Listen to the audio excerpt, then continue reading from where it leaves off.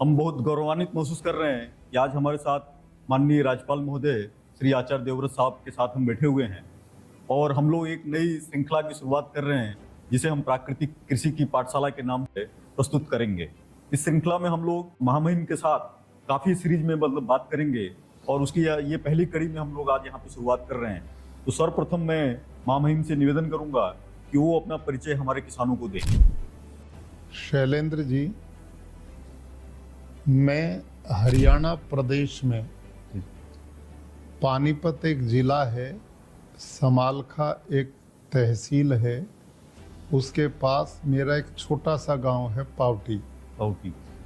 उसमें किसान के घर में मेरा जन्म हुआ और जैसे गांव का सामान्य किसान होता है बिल्कुल वैसी ही परिस्थिति में मेरा भी जन्म हुआ।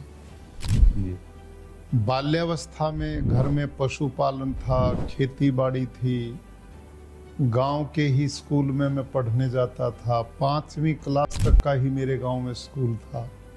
उन दिनों कोई बिजली स्कूल में नहीं थी, कोई डेस्क बेंच की व्यवस्था नहीं, टाट पट्टियाँ भी नहीं होती थी, घर से ही हम लेके जाते थे। तो इन परिस्थितियों में रह कर के मैं पढ़ा और उसी के साथ मुझे अच्छी तरह याद है कि स्कूल जाने से पहले भी हमें पशुओं का काम करना पड़ता था।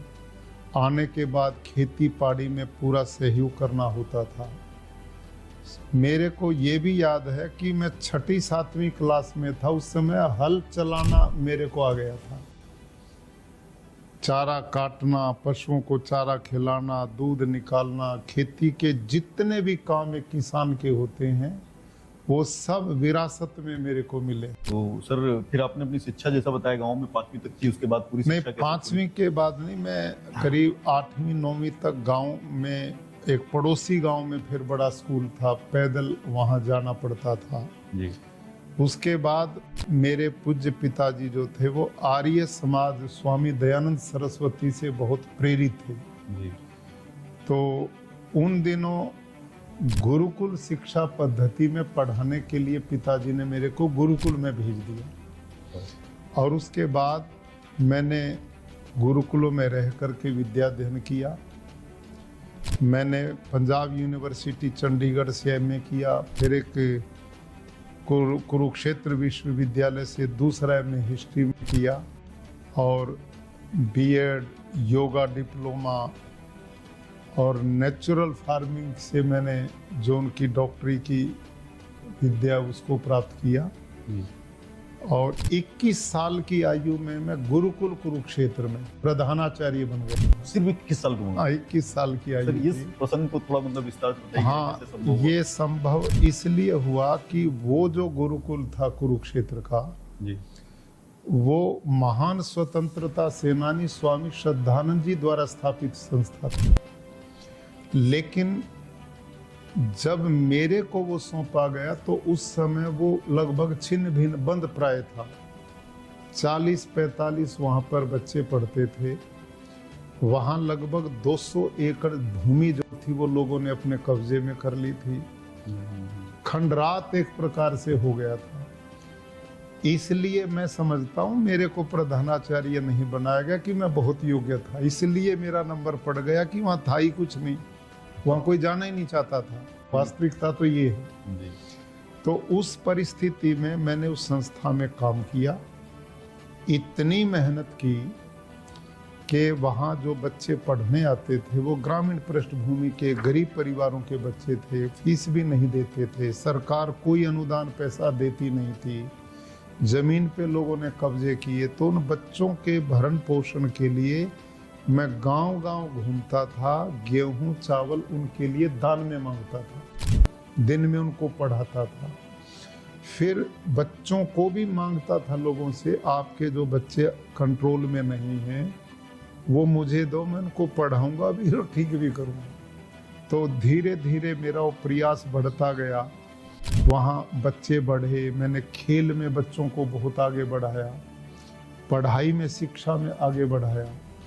तो धीरे धीरे बच्चे हर वर्ष 20-50 बच्चे बढ़ जाते थे फिर मैंने वहाँ केवल संस्कृत पठन पाठन होता था, उसके साथ मैंने वहाँ हरियाणा बोर्ड से उसको जोड़ दिया, तो उसमें आधुनिक शिक्षा का भी समावेश किया।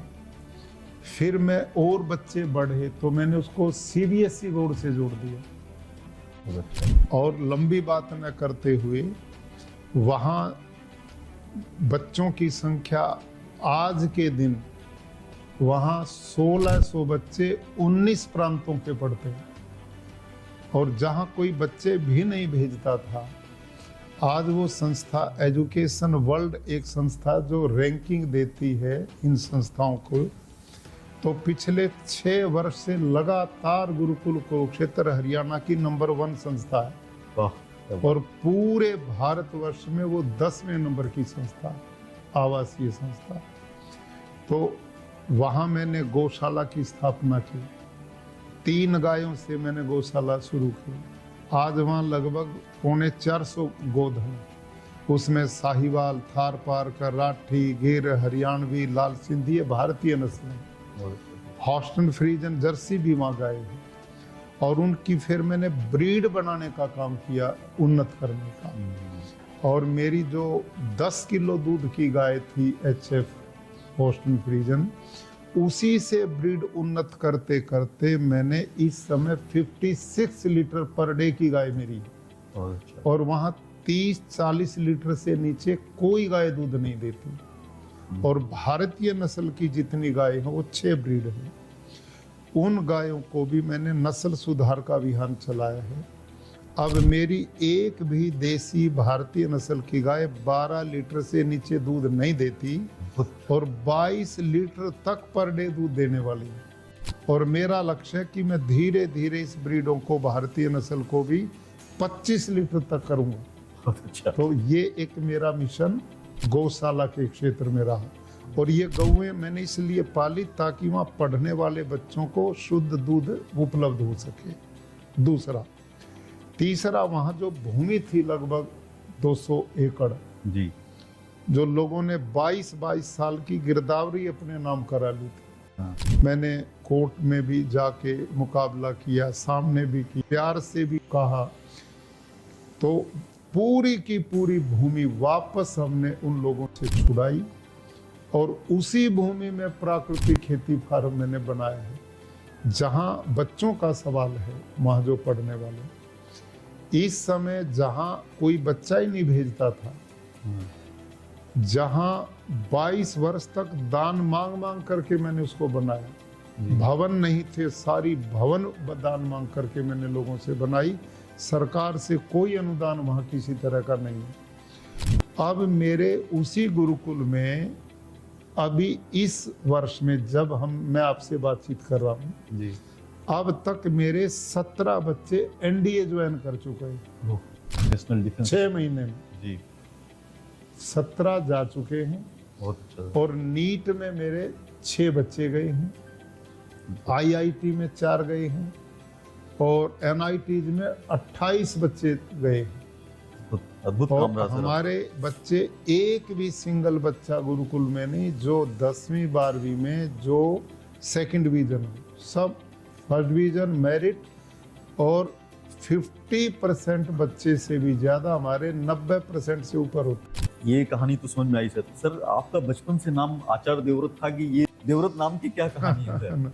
वो मैं बचपन में मेरे पूज्य माता पिता ने मेरा नाम सुभाष चंद्र रखा था। ओके। तो गुरुकुल में जब मैं पढ़ता था तो हमारे जो वहाँ आचार्य जी होते थे जी, उन्होंने एक परंपरा थी, वो प्राचीन भारतीय नामों को ज़्यादा पसंद करते थे। जी, तो वो बच्चों को देखते थे किसके क्या गुण कर्म स्वभाव हैं, जी। तो वैसी प्रवृत्ति देख करके वो नाम चेंज कर देते थे। अच्छा। तो मेरा नाम उन्होंने वहाँ देवव्रत रखा। ओके। जी। और फिर आप आचार्य बने इसलिए हाँ, बस फिर वो परंपरा से एक प्रचलित, वही मेरे जितने भी डिग्री हैं जी, वो हैं, सब में वही फिर नाम है। देवव्रत नाम ही मेरे रखा। जो आचार्य जी थे उनका नाम आचार्य सत्यप्रिय जी था। जी, और वो बच्चों के बीच में ही रहते थे, एक पिता पुत्र का जैसे संबंध होता वैसा वातावरण उनका आपस में था। जी। तो मेरी जो ड्यूटी वो दिया करते थे, जैसे उस गुरुकुल में गाय नहीं थी, मेरे पिताजी से उन्होंने कहा आप बच्चों के दूध पीने के लिए गुरुकुल में गाय दान करो। तो पिताजी ने गाय दी। तो गुरुजी ने मेरी ही ड्यूटी लगाई कि आप ही इसकी पालन पोषण करें गाय का। मैं दूध निकालता, चारा करता गुरुकुल में। तो जो जिम्मेदारी मेरे को मिलती थी, बचपन से एक स्वभाव था, वो देखते थे कि मैं उस काम में इतना समर्पित होके करता था छोटी अवस्था में ही। जब तक वो पूरा नहीं होता था मैं रुकता ही नहीं था। एक वो डेडिकेशन जो स्वभाव में बना हुआ था बचपन से, उसको ध्यान में रखते उन्होंने मेरा नाम ये बिल्कुल सर, सत्यार्थ हो गया ये चीज। आपके गुरुजी ने जो किया वो अभी मतलब इतिहास मतलब बाद में ये गवाह रहेगा कि बिल्कुल सत्यार्थ है ये चीज। एक मेरा साथी था मेरी क्लास में, वो वेद पढ़ने में बड़ी रुचि रखता था जी, और वो मंत्रों को याद करना, पढ़ना, लिखना, तो उसका नाम उन्होंने वेद मित्र रखा। तो ऐसे बच्चे थे। एक बड़ा बच्चा था हमारे बीच में, वो हम कई बार गड़बड़ कर देते थे, वो नहीं करता था, उसकी पिटाई होती थी लेकिन वो असत्य नहीं बोलता था, तो उसका नाम उन्होंने सत्यव्रत रखा था। तो ऐसे नामकरण हमारे बहुत छात्रों के उन्होंने किए थे। अब आगे पूछना चाहूंगा सर कि मतलब एक आचार्य से फिर राज्यपाल तक की जो कहानी रही सर, उसको, क्योंकि जहाँ तक मैं आपके विषय में जानता हूँ सर कि आपने कभी राजनीति में कोई कदम नहीं रखा था, तो आप मतलब फिर किस तरीके से जो है मतलब एक आचार्य, प्रधानाचार्य से होते हुए फिर ये राजनीति की दुनिया में या जो है मतलब ये भारत सरकार में कैसे जुड़े सर? हाँ शैलेंद्र जी, ये एक अद्भुत घटना मेरे जीवन की है। मैंने कभी स्वप्न में भी राजनीति में आने की सोची नहीं। मैं कभी किसी भी राजनीतिक संस्था के मंच पे गया नहीं। मैं कभी किसी का सदस्य बना नहीं। मेरा मिशन केवल गुरुकुल कुरुक्षेत्र में गौ के नस्ल सुधार और गौ संरक्षण संवर्धन पे बहुत रहता था। दूसरा, मैं ग्रामीण क्षेत्र में प्रचार करवाता था कि बच्चों में नशे की प्रवृत्ति से दूर रहें, योगाभ्यास की ओर बच्चे बढ़ें, भारतीय जीवन मूल्य और संस्कारों से युक्त हों, सामाजिक कुरीतियां समाज में ना रहें। इसका मैं प्रचार करता था इलाके में जो समय बचता था। बाकी पूरा समय मेरा गुरुकुल में व्यतीत होता था, बच्चों के निर्माण में, शिक्षा में, पढ़ाई में जी। और ये काम मैंने लगभग 35 वर्ष तक किया लगातार, और उसमें इतनी सफलता मेरे को मिली कि जिस गुरुकुल में कोई बच्चा ही नहीं भेजता था पढ़ने के लिए, इस पिछले वर्ष 13,500 बच्चे हमारे एग्जाम में बैठे गुरुकुल में प्रवेश लेने के लिए। 13,500 में से 250 पौने 300 बच्चे ही हम ले पाते हैं, इतने पास आउट होते, इतने नहीं लेते। स्थिति में एक दिन टीवी पर चलते हुए पाया कि आप गवर्नर बना दिए हैं, और ये मेरे जीवन की अद्भुत घटना है जी जी। कि मैं एक डीएवी गर्ल्स कॉलेज था, यमुनानगर जिला हरियाणा में पड़ता, उसके कॉलेज में इन्हीं दिनों एक नया सत्र का प्रारंभ हुआ था बच्चियों के। तो उस पे उन्होंने बच्चियों में नए सत्र के उद्घाटन पे मेरे को एक लेक्चर के लिए, भाषण के लिए बुलाया हुआ था। अच्छा। मैं भाषण दे रहा था, मेरी जेब में फोन की घंटी बजी, तो मैंने वो निकाली, फिर मैंने उसको बंद कर दिया। अपनी पूरी बात मैंने समाप्त की। पूरी समाप्त के बाद वहाँ जलपान की व्यवस्था वो किया। उसके बाद मैं निकल के चला, तो मैंने स्विच ऑन किया, तो घंटी पे घंटी बजने लगी। तो एक घंटी आई अपरिचित व्यक्ति की, आपको बधाई है, बहुत बहुत बधाई। मैं कहा भाई किस चीज़ की बधाई? कि आप गवर्नर बना दिए हैं हिमाचल प्रदेश के। मैंने उनको कहा मैं ही आपको मजाक, मैंने ये बोला उनको। तो वो घंटी बंद हुई, फिर दूसरी आ गई, सेम उन्होंने कहा अच्छा मिल करके आप ये मजाक कर रहे हो मेरे साथ। फिर मैंने ये बोला। तो ऐसे कुछ फोन आए, तो मैंने सोचा ये क्यों लोग ऐसा कर रहे हैं मेरे साथ, और अपरिचित आदमी एक ही बात करते। उस समय तक भी मेरे पर कोई विशेष प्रभाव नहीं था जी। फिर एक घंटी बजी। पानीपत से मेरे परिचित थे बुजुर्ग 80 वर्ष के ओपी गोयल करके उद्योगपति, जो मेरे गुरुकुल में दान देते थे, सहयोग करते थे। अच्छा। उन्होंने जब मेरे को ये बात कही तो मैं गंभीर हुआ। फिर मैंने यही उत्तर दिया, सेठ साहब, देश बहुत बड़ा है, एक नाम के बहुत लोग होते हैं, ये कोई और सज्जन होंगे, इसमें मेरा कोई मतलब नहीं है। ऐसा मैंने उनको बोला। वो कहने लगे मेरे को तो लगता हम ही हैं। तो जब तक मैं गुरुकुल में, इतने में गुरुकुल आ गया, 1 घंटे का रास्ता था, तो मैं गुरुकुल में प्रवेश किया तो वहाँ तो सैकड़ों लोग इकट्ठा हो गए और धीरे धीरे हजारों की संख्या में हो गए। फिर आप जैसे पत्रकार बंधु आ गए, उनसे मेरे कहने लगे आप इंटरव्यू दो। मैं कहा मैं तो नहीं देता, मेरे को पता ही नहीं कि मैं हूँ, ये मैं इंटरव्यू दे दूं और मैं ना हूँ तो ये तो गलत होगा। तो सर किसी ने भी आपको मतलब संपर्क नहीं किया था ना? इस आश्चर्य है ये, मैं आश्चर्य, ये मेरे साथ ये घटना नहीं है। अब मेरे को पता लगता है कि अनेक लोग ऐसे हैं देश में आजकल मेरे से भी बड़े पदों तक, जिनको ऐसी न सूचना थी न जानकारी थी, और इतना सम्मान दिया गया। ये प्रधानमंत्री जी का अलग ही उनका व्यक्तित्व है कि वो किस प्रकार से, कहाँ, किस व्यक्ति से क्या काम लेना है। अब अगले प्रश्न पे चलते हैं सर कि सर जैसा कि आपने बताया कि आपने अपनी 200 जो एकड़ जमीन थी कुरुक्षेत्र की, उसको आप लोगों ने अपना संवर्धन कर लिया, इकट्ठा कर लिया।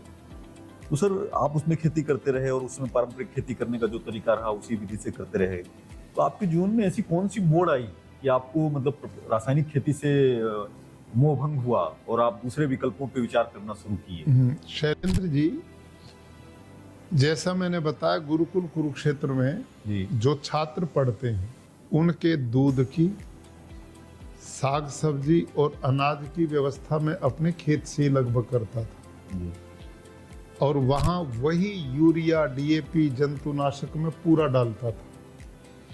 एक दिन घटना घटी, धान के खेत में, चावल के खेत में जो खेत कर्मचारी था वो स्प्रे कर रहा था कीटनाशक का। अच्छा। तो स्प्रे करते हुए वो उसके मगज में, दिमाग में चढ़ गई और वो खेत में ही गिर गया। तो दूसरा जो कर्मचारी था उसने उसको देख लिया, तो उसने उसको हिलाया, दिखाया तो बेहोश था जी। तो वो दौड़ा हुआ हमारे पास आया और उसने सूचना दी, ऐसे ऐसे अमुक कर्मचारी दवाई छिड़कते बेहोश हो गए। हम तत्काल गए, गाड़ी से उठाया, अस्पताल ले गए। 2-3 दिन में जान तो उसकी बच गई जी।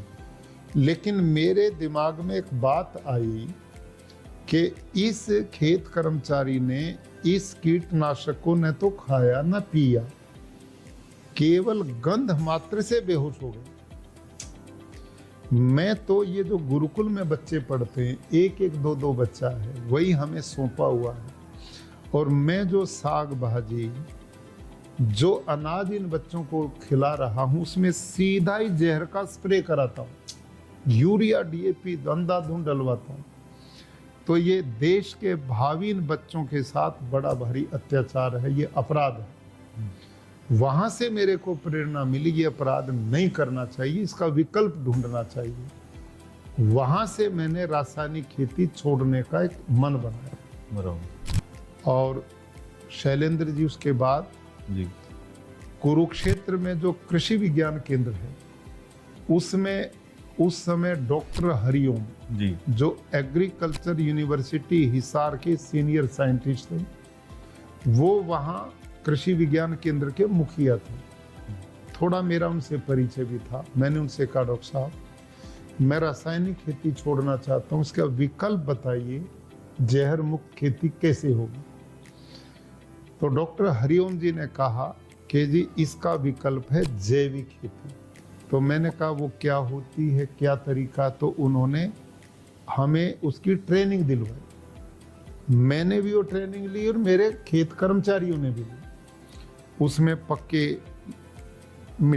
ईंटों के पिट, गड्ढे बनाए गए, उनमें गोबर डालते थे, कुछ पत्ते वत्ते जो होते डालते, उनमें जो केचुआ प्रयोग होता था, अर्थवर्म जी, वो भारतीय केचुआ नहीं, वो विदेशी केचुआ है और वो आयात किया जाता है, खरीदा जाता है। वो मैंने भी किसी से खरीदा, उसमें डाला।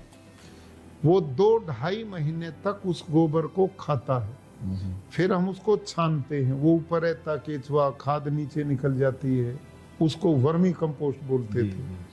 फिर हम उसको खेत में डालते। तो इस ढंग की जो जैविक खेती की व्यवस्था उन्होंने दी, वो मैंने 5 एकड़ से शुरू की। तो पहले वर्ष 5 एकड़ में कुछ नहीं मिला, सब कीट पतंग खा गए। तो फिर मेरे को बताया गया था कि इसमें 2-1 साल दिक्कत आएगी, आपने इसको निरंतर करते रहना। तो मैंने अगले साल फिर किया उसी जैविक खेती की। तो उसमें लगभग 50% अब की बार मेरे को मिला, और तीसरे साल किया तो 80% का। लेकिन मैंने किया ईमानदारी से, पूरे मनोबल से, मनोयोग से। लेकिन जब 3 साल पूरे हो गए तो फिर मेरे एक मन में विचार आया, और मन में विचार ये आया कि तेरे पास तो गुरुकुल में 200 एकड़ जमीन है, जिस किसान पर है ही 1-2-3 एकड़ जमीन, वो इस जैविक खेती को करेगा तो उसके बच्चों का भरण पोषण कैसे चलेगा? 3 साल किसान कैसे वेट करेगा जी? तो ये सारी चीज देखते हुए मैंने एक और देखा कि इस जैविक खेती में ना तो मेहनत कम होती, ना किसान का खर्चा कम होता, न किसान को उत्पादन पूरा मिलता, तीनों ही घाटे। तो ये कैसे आगे बढ़ पाएगी? तो मैं 3 वर्ष के बाद फिर डॉक्टर हरिओम पे गया। डॉक्टर साहब, 3 साल से मैं आपकी ये खेती करता हूं और ये इसकी स्थिति है। तो वो क्योंकि रासायनिक से पढ़े लिखे थे, उन्होंने हंसते हुए मेरे को कहा, जैविक खेती तो जी यही है, यदि ये इतनी उत्पादन और देती तो लोग ही कर लेते, इसमें तो ऐसा ही है। फिर उन्होंने कहा कि जैविक खेती को समझना है तो मैं आपको कुछ साहित्य देता हूँ। तो उन्होंने मेरे को एक सिफारिशें नाम से एक पत्रिका थी। अच्छा। वो थी एग्रीकल्चर यूनिवर्सिटी हिसार के साइंटिस्ट के लिखी हुई, और एक थी एग्रीकल्चर यूनिवर्सिटी लुधियाना के साइंटिस्ट की। उन दोनों में जो लिखा हुआ था जैविक खेती के बारे में, वो कहा इसको और पढ़ो आप।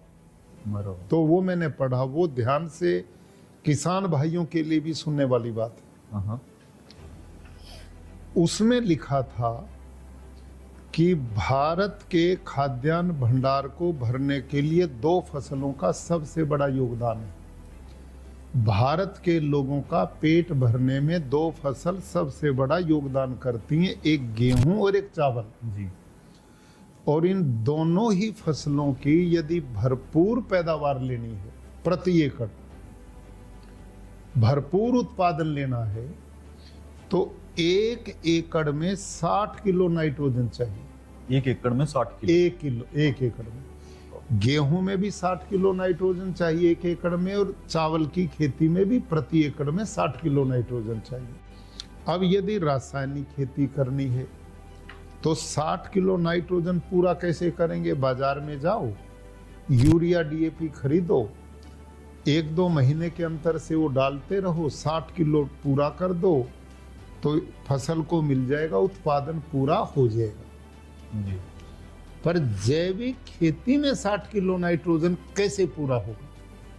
तो उस पुस्तक में लिखा था, जैविक पद्धति में गोबर की खाद का ही प्रयोग होता है। हाँ। 1 टन गोबर की खाद में 2 किलो नाइट्रोजन है। 1 टन में सिर्फ 2 किलो? 1 टन में सिर्फ 2 किलो नाइट्रोजन। तो हमें चाहिए 60 किलो नाइट्रोजन। तो इसका मतलब क्या हुआ? 1 एकड़ में 300 क्विंटल गोबर की खाद पड़ेगी तो 60 किलो नाइट्रोजन पूरा होगा, तो पैदावार पूरी होगी। नहीं पड़ेगी तो 60 किलो नाइट्रोजन फसल को नहीं मिलेगा, तो पैदावार भी पूरी नहीं होगी, इसलिए उत्पादन नहीं मिलता। अब विचारणीय प्रश्न ये है कि एकड़ 1 और उसमें 300 क्विंटल गोबर प्रति एकड़ डालना पड़े तो क्या इतना देश में पशुधन बचा है कि भारत के इतने बड़े भूखंड पर 300 क्विंटल प्रति एकड़ गोबर की खाद किसान डाल सकेगा? नहीं हो सकता। नंबर 1। नंबर 2, मान लो 300 क्विंटल गोबर की खाद डाल भी लें तो कितना पशुधन चाहिए? कम से कम 30 पशु चाहिए। एकड़ 1, पशु 30, किसान इन पशु को पालेगा 1 एकड़ में या परिवार पालेगा? ये व्यवहारिक नहीं है जी। तीसरी बात, जब इतनी गोबर की खाद 1 एकड़ में पड़ेगी तो उसमें मीथेन, नाइट्रोजन और नाइट्रस ऑक्साइड जैसी गैसेज बनेंगी जो ग्लोबल वार्मिंग के लिए जन्म देंगी जी।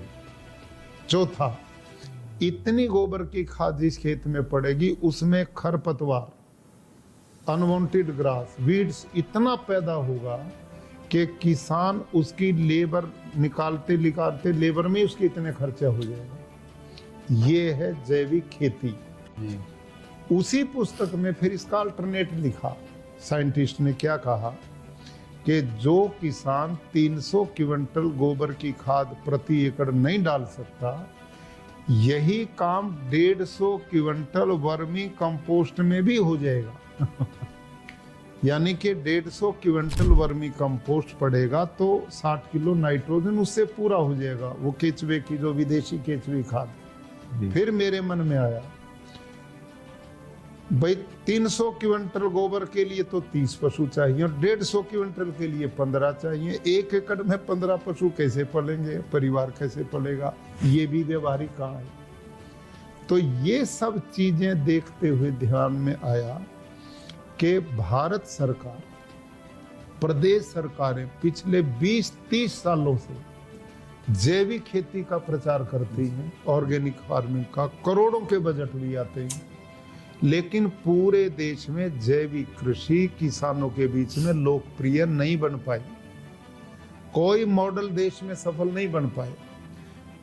और अब आज भी देखने को मिल रहा, साइंटिस्ट क्या कहते हैं जैविक खेती के बारे में, जब हम प्राकृतिक खेती को बढ़ाने की बात करते हैं तो दुर्भाग्य है कि आजकल हमारे कृषि वैज्ञानिकों को यही नहीं जानकारी है कि जैविक खेती और प्राकृतिक खेती में अंतर क्या है। जब हम प्राकृतिक खेती की बात करते हैं तो वो इसको भी जैविक खेती मान करके लोगों को डराते हैं। जैविक खेती सफल खेती नहीं है, जैविक खेती किसान के लिए लाभकारी नहीं है।